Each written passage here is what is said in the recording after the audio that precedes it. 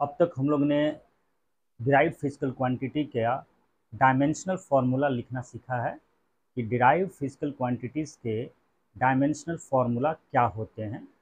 अब हम बात करेंगे यूज ऑफ डायमेंशनल फार्मूला। तो today's topic is use of dimensional formula.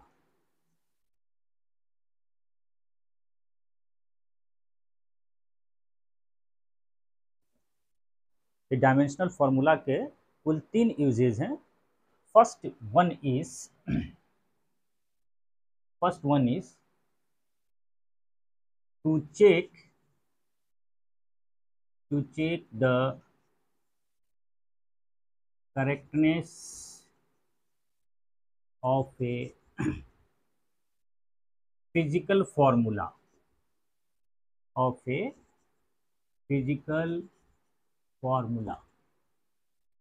Physics में जो फॉर्मूले डिराइव होते हैं एक्सपेरिमेंटली, अगर ऐसा कुछ फॉर्मूला हमारे पास है तो हमें नहीं मालूम है कि यह जो फॉर्मूला है वो करेक्ट है या नहीं, या करेक्ट होगा या नहीं होगा, हम जो यूज करने जा रहे हैं। तो इसकी करेक्टनेस के बारे में अगर हम एक लिटमस टेस्ट कहें तो यह हम डायमेंशनल फार्मूला का यूज़ करते हुए, कंसेप्ट का यूज़ करते हुए हम इसको कर सकते हैं। तो पहला यूज़ है डायमेंशनल फार्मूला का to check the correctness of a physical formula.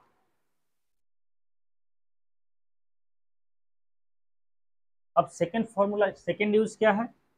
The second use is to change the measurement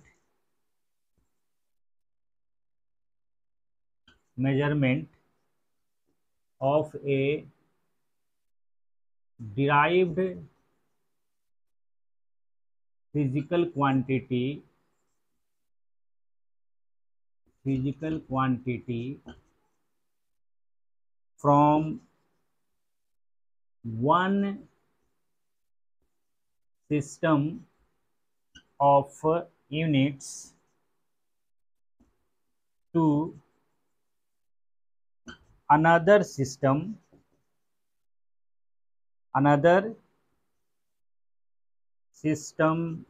of units. हमारे पास एक डिराइव्ड फिजिकल क्वांटिटी है, जैसे मान लिया फोर्स, हमने इसका मेजरमेंट एक सिस्टम में एसआई यूनिट में न्यूटन बोलते हैं। तो अगर किसी फोर्स का वैल्यू 1 न्यूटन है तो यह दूसरे सिस्टम में, जैसे सीजीएस सिस्टम में, इस फोर्स को अगर हम मेजर करें तो इसका मेजरमेंट क्या आएगा, यह हम डायमेंशनल फार्मूले का यूज करते हुए फाइंड आउट कर सकते हैं। तो this one is the second use of dimensional formula. Third one, एक और तीसरा यूज है, बहुत इंपॉर्टेंट यूज है, वो थर्ड यूज इज, तीसरे यूज में हम बात कर सकते हैं to derive a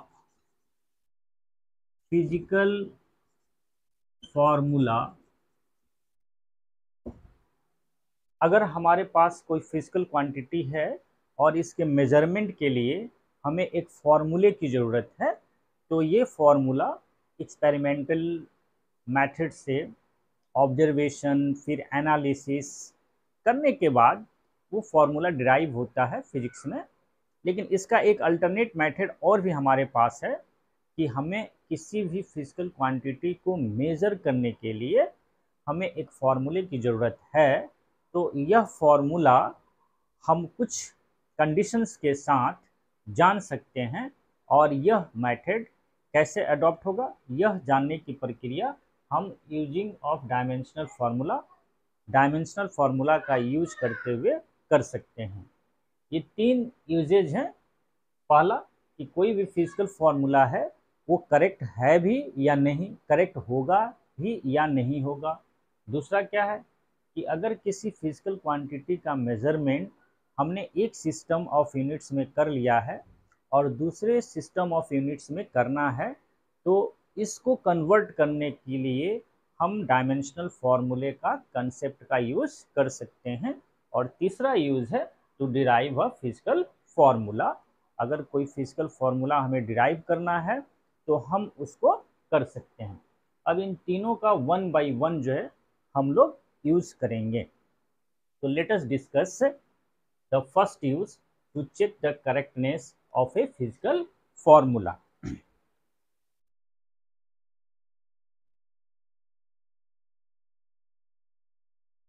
first use क्या है?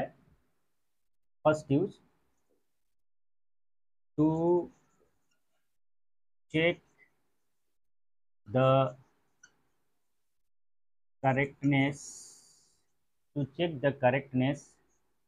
of a physical formula.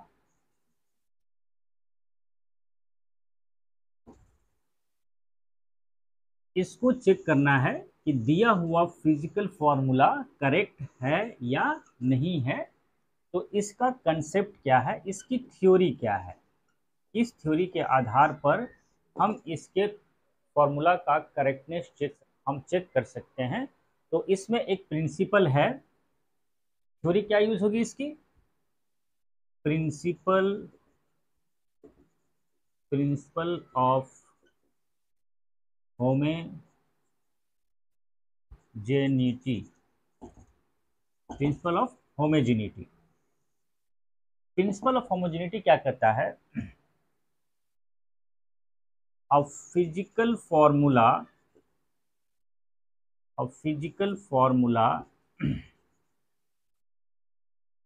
may be correct तो फिजिकल फॉर्मूला में बी करेक्ट कब होगा? पहला कंसेप्ट क्या कहता है इसका? अ फिजिकल फॉर्मूला में be correct if dimensional formula of all terms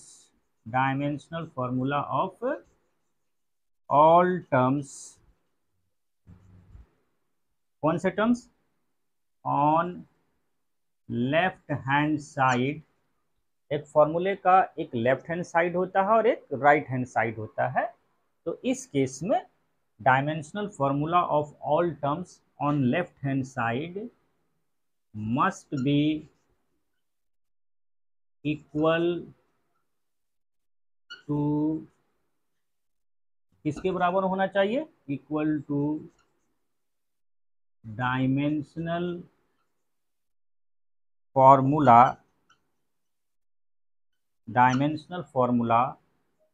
of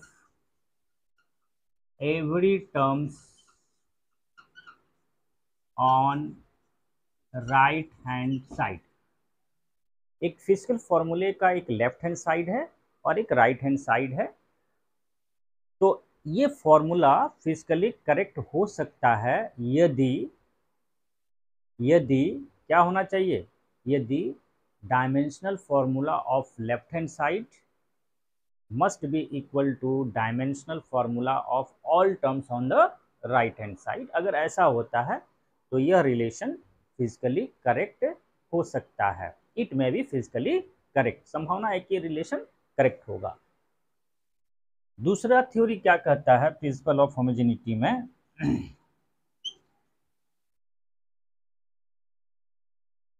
a physical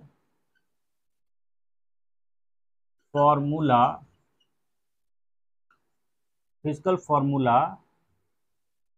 must be wrong. Physical formula जो है आएगा, जो रिलेशन है, जो फॉर्मूला है किसी फिजिकल क्वांटिटी को फाइंड आउट करने का, यह रॉन्ग होगा, मस्ट बी रॉन्ग। कब? If dimensional formula dimensional formula, कौन सा formula of all terms on left hand side are not equal to dimensional formula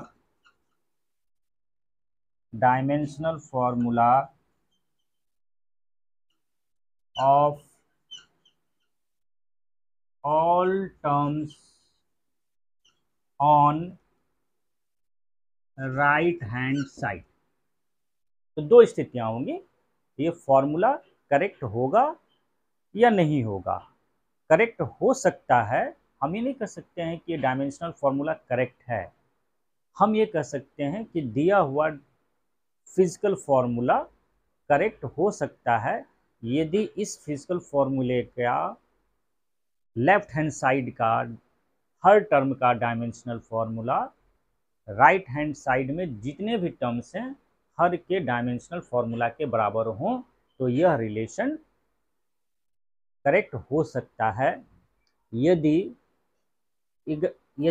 इस फिजिकल फॉर्मूला के हर टर्म्स राइट साइड वाले जितने भी टर्म्स हैं उनके डायमेंशनल फॉर्मूले लेफ्ट हैंड साइड में जितने टर्म्स हैं सब के सब एक दूसरे के बराबर अगर नहीं हैं, तो यह physical formula must be wrong, ये गलत होगा, हम ये कह सकते हैं। अब इसके एग्जाम्पल्स लेते हैं one by one.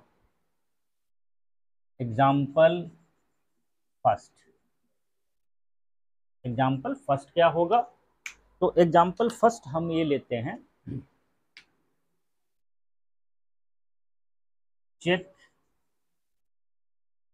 The correctness of formula. एक फॉर्मूला है, कौन सा फॉर्मूला है? ये फॉर्मूला है v equal to u plus कितना, u प्लस हाफ at। एक फॉर्मूला है और इस फॉर्मूले की करेक्टनेस हमें चेक करनी है, तो हम इसको कैसे चेक करेंगे? तो इसका सॉल्यूशन है, क्या करेंगे? Dimensional formula of all terms on left hand side must be equal to dimensional formula of इस term on right hand side.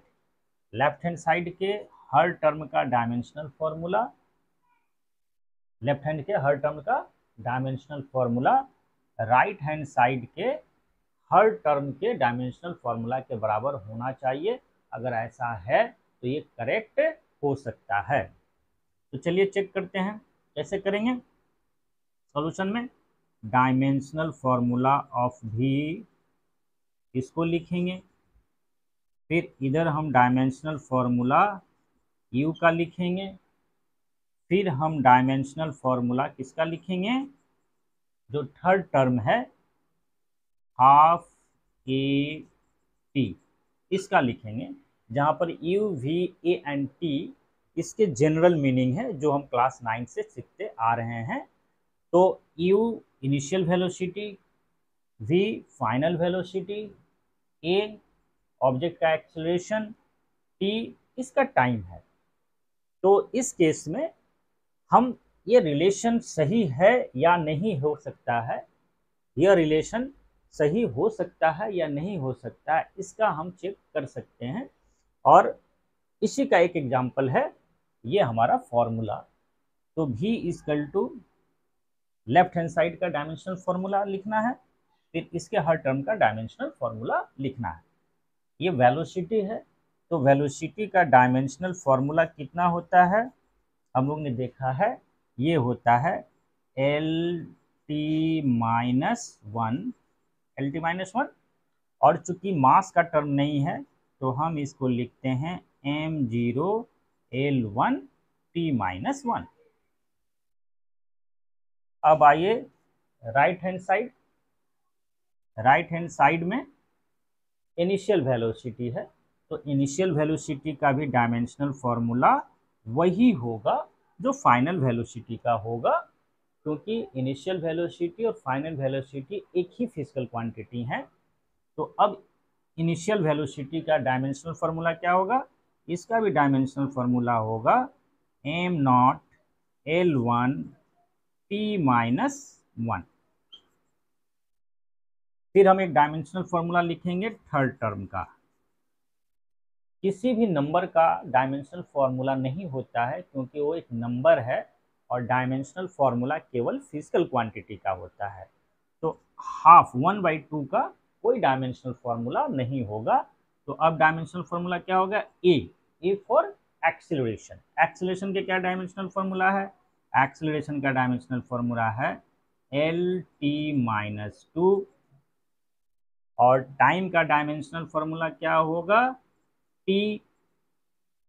और चूंकि इसमें मास नहीं है तो हम यहाँ लिखेंगे एम नॉट, हम लिखेंगे एम नॉट। अब आइए इसके डायमेंशनल फॉर्मूला देखिए।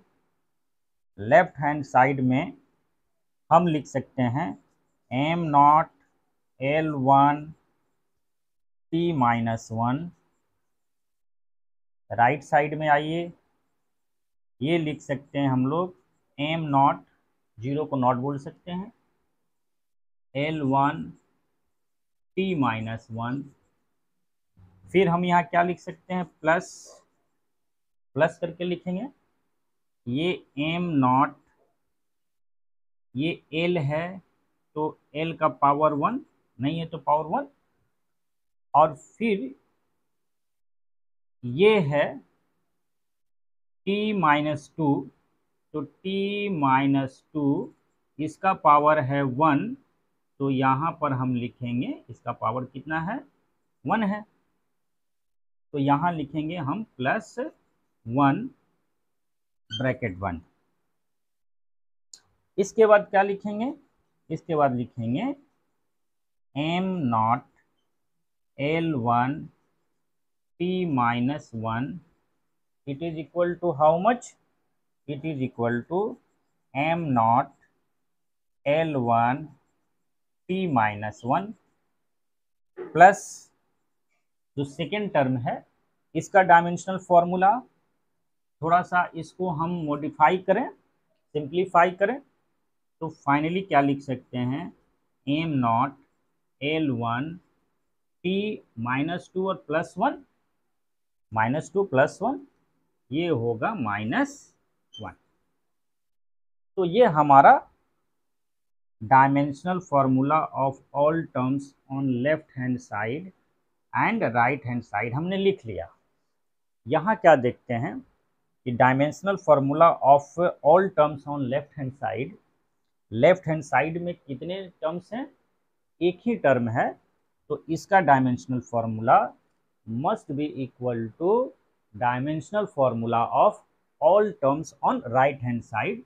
राइट हैंड साइड में दो टर्म्स थे, एक था u और एक था हाफ AT, तो u का dimensional formula M naught L1 T-2, half AT का dimensional formula plus M naught L1 T-1 हुआ।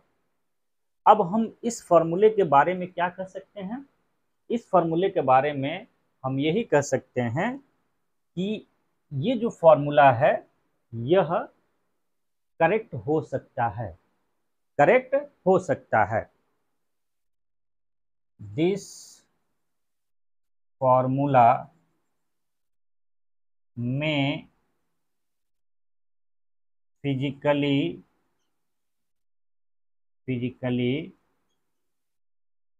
करेक्ट, यानी इस फॉर्मूले का अगर हम डेरिवेशन करें एक्सपेरिमेंटल मेथड से, जो कि बहुत ही बेस्ट मेथड होता है, तो फाइनल वेलोसिटी का फॉर्मूला ऐसा ही आ सकता है, आएगा नहीं, आ सकता है। इसलिए कोई भी फॉर्मूला अगर दिया हुआ है तो हम ये चेक कर सकते हैं कि वो सही हो सकता है या नहीं। तो पॉसिबिलिटी वाली चांसेस जो हैं वो हम कर सकते हैं कि यह फॉर्मूला फिजिकली करेक्ट हो सकता है।